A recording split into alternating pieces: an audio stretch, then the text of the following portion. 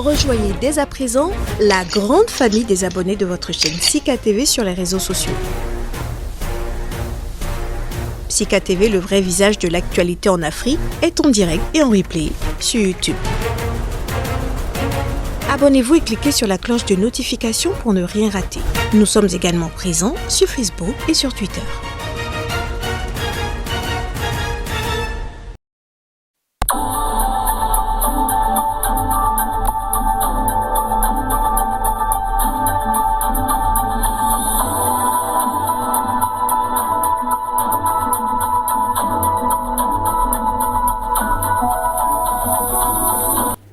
Bonjour à tous et merci pour votre fidélité à Sika TV. Bienvenue dans cette édition.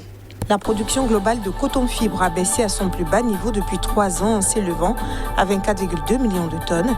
L'information a été donnée par la revue sur la situation mondiale de la filière.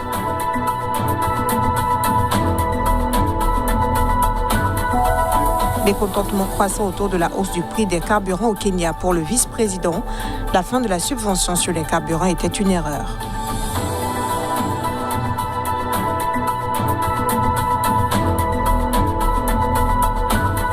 Et puis nous parlerons au Rwanda de la filière thé. Elle sera très prochainement en mesure d'expédier directement sa marchandise vers le Pakistan.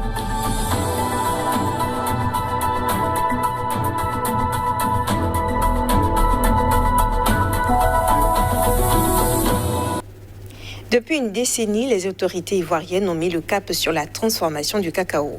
La Côte d'Ivoire veut faire passer le pays du statut de premier producteur mondial de fèves à celui de centre névralgique de la transformation en encourageant le secteur privé. Reportage.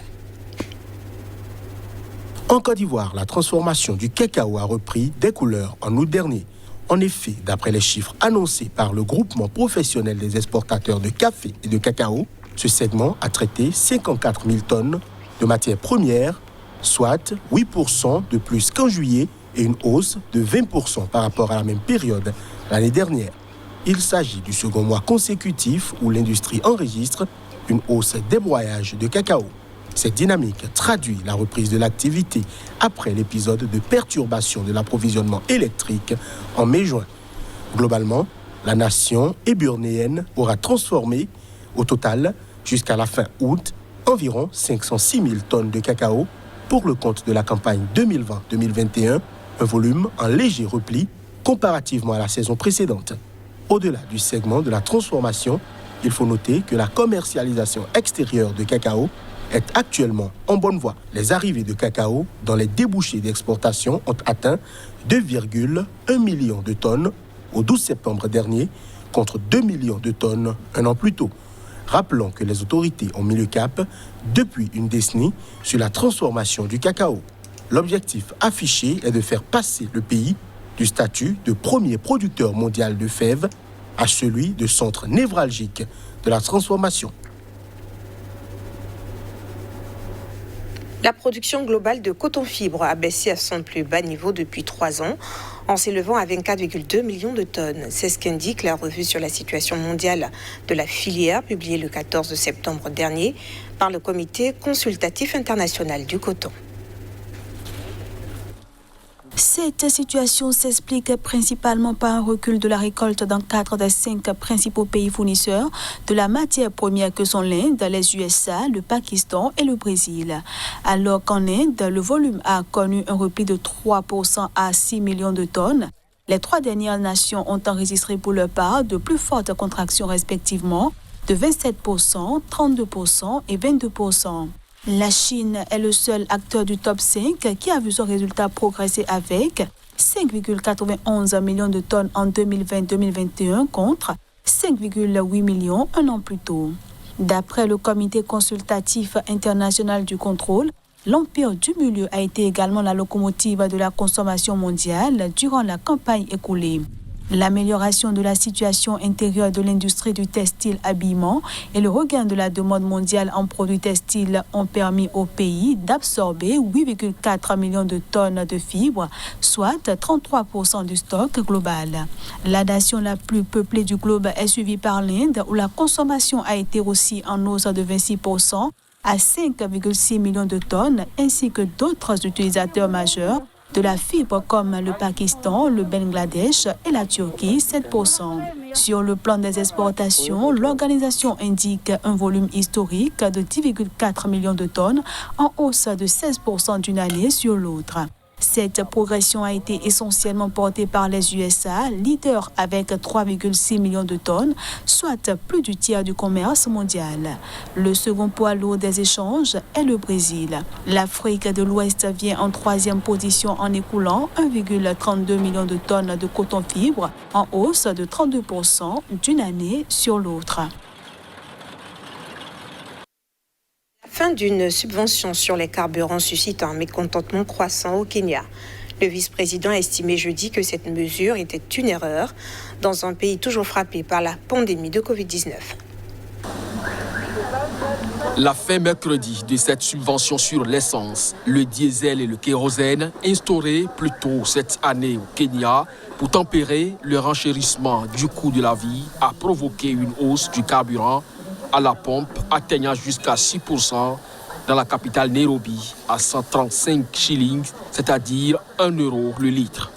Les prix devraient encore augmenter dans une quinzaine de jours avec l'entrée en vigueur à partir du 1er octobre d'une taxe indirecte sur le carburant de près de 5%. Pour les populations, l'augmentation du carburant est tout simplement ridicule et montrerait que le gouvernement n'est pas en contact avec la réalité. Le vice-président William Ruto, en conflit ouvert avec le président Uhuru Kenyatta, à moins d'un an de la présidentielle d'août 2022, a estimé jeudi, lors d'une rencontre avec des députés, que cette décision était une erreur en pleine pandémie de Covid-19.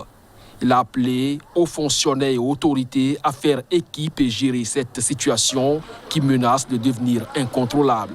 La Fédération des consommateurs du Kenya a mis en garde mercredi contre l'impact sur l'économie en général, avec des coûts de production élevés, une flambée des prix des denrées alimentaires, des transports et, dans l'ensemble, un coût de la vie plus élevé.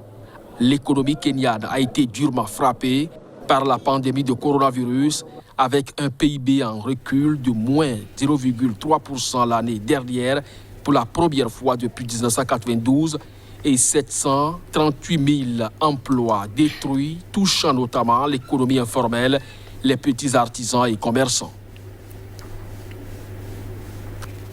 Au Kenya, le blé est la seconde plus importante graminée cultivée après le maïs.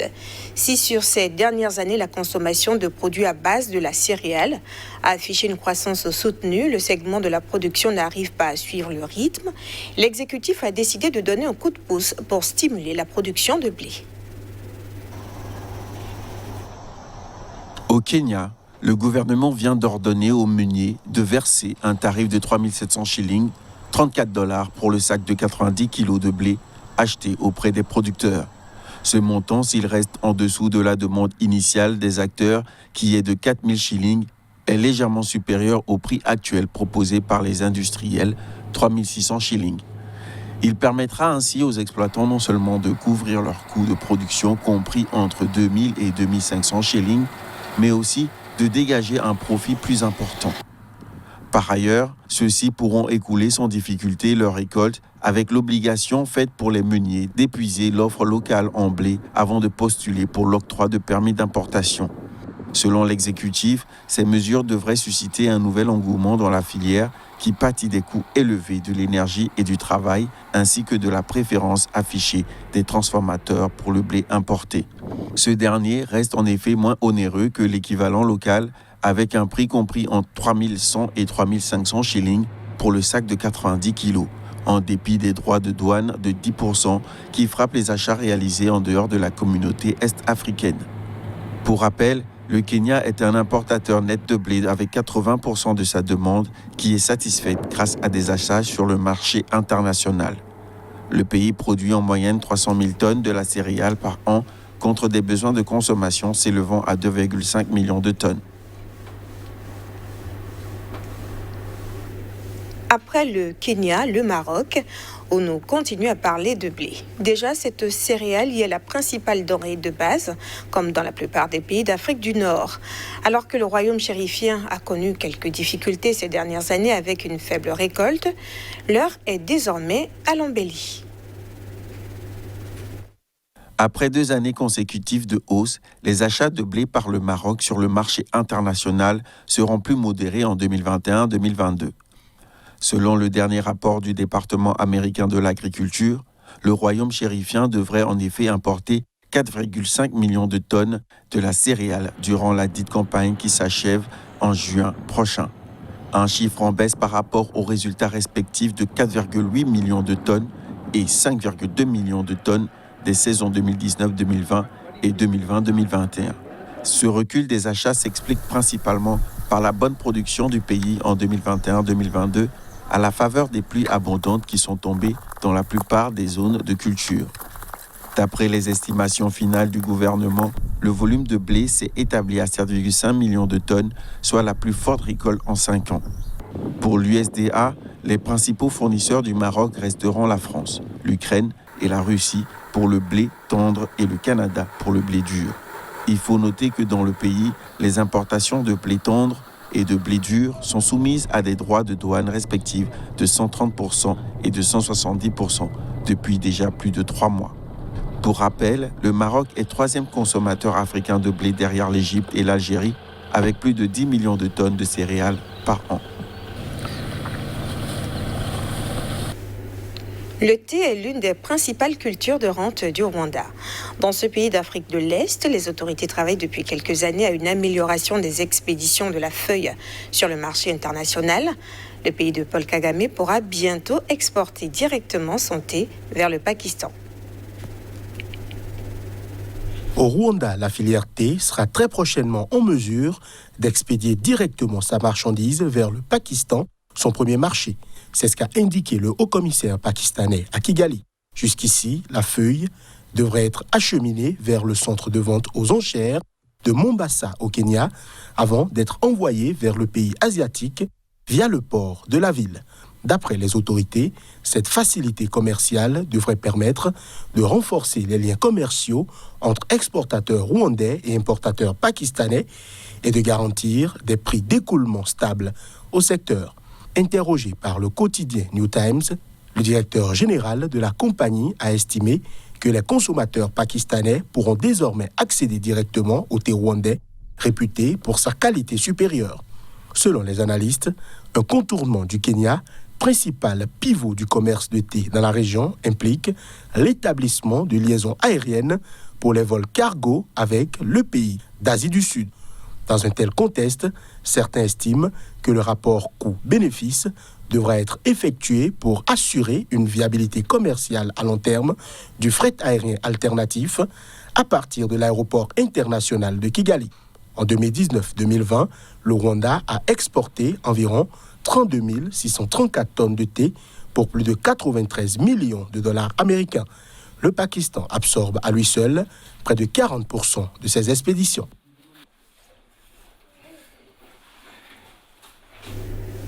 Et c'est la fin de cette session d'information consacrée à l'économie. Merci de nous avoir suivis.